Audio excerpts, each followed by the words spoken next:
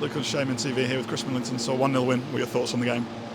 Up until the goal, I thought it was a really composed, well organised away performance, and we scored the goal and two things happened. Yeovil went through the gears, changed shape, put Sims on. He had a real positive impact when he came on and really threatened us, and we struggled to get any serious spells of possession on the ball. We were a bit hurried and a bit lacking in composure. So, up until the goal, I was really confident about the way we played and really pleased. And then after the goal, that combination of Yeovil going through the gears and us lacking that little bit of composure made it a real tough 20 minutes. Yeah, it certainly had the better of the first half, as you say, creating a number of chances, a couple of really good shots and a couple of good saves from their keeper as well. Yeah, we were pleased with the first half. We thought the game plan worked really well. Listen, it's important to mention Yeovil and the way they're going this season on a fantastic run of form. Mark Cooper's, very familiar with success, and what he's building here over the last couple of seasons has been really positive. They're a really enjoyable side to prepare for because they're well coached and they play a very clear style. So credit to them first and foremost. But first half, we thought our game plan worked well.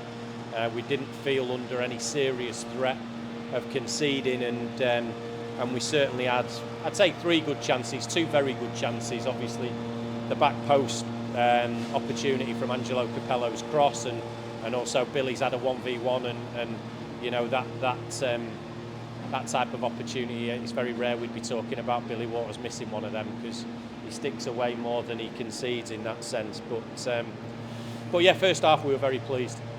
Second half started off more or less the same, and then Florent Hottie finally getting his goal. Yeah, and it was good for Flo. Really pleased for him. I mean, I feel the likes of Flo Hottie and Andrew Oluwabori, these players who give you that little X factor, maybe can sometimes be guilty of making more mistakes because they're going to try things that other players wouldn't. And that was the conversation with Flo through the week. He's doing so much good work now between the boxes, ratting, pressing, winning possession back, creating opportunities for us to get on the ball. But what he's in the team for over and above that is assists and goals. So that was the conversation going into the game, was now, how much can you contribute in actually winning games?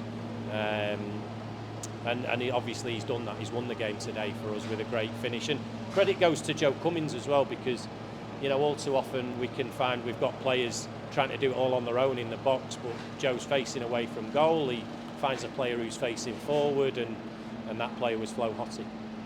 So as you said, after that, Yeovil really stepped things up a little bit, forced us through a lot of defending, but we did that well enough.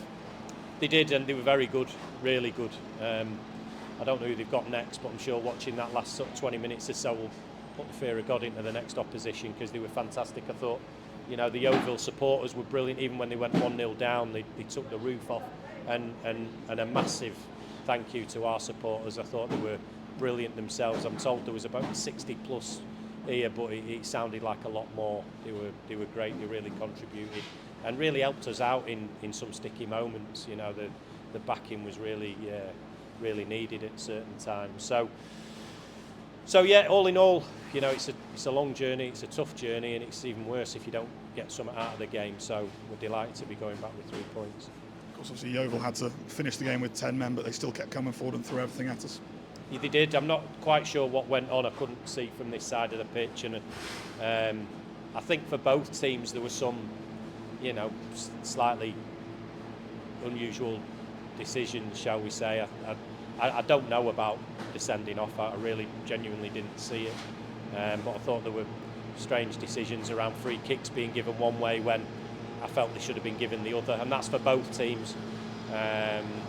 But that didn't dampen their efforts. They still kept going. It maybe just bought us a little bit more space and time to have a bit more composure on the ball, and we spent a little bit more time in their half of the pitch after the sending off. But no, we're delighted. It's a really hard-fought away victory, and when you back that off, when you take that off the back of the Woking victory, it looks like we might be able to build a bit of momentum. Just want to see us take a few more chances, Luke, so I can relax a bit more. back into the playoffs as well, and now it's a week off before we host Sutton back at the Shea. Again, yeah, I don't know the results today. I've not seen any of the other results, but Sutton will present a challenge. They're a team who are just dropping out of the Football League. They're a team who've recruited a strong set of players this season. I know maybe results haven't quite gone as consistently as they would have liked, but they're capable of beating anyone in the league, and will still have aspirations themselves for hitting the playoffs come the end of the season. So we've got to rest, recover, and then prepare really well for what will be a tough game at the Shea. Thank you. Thanks, Luke.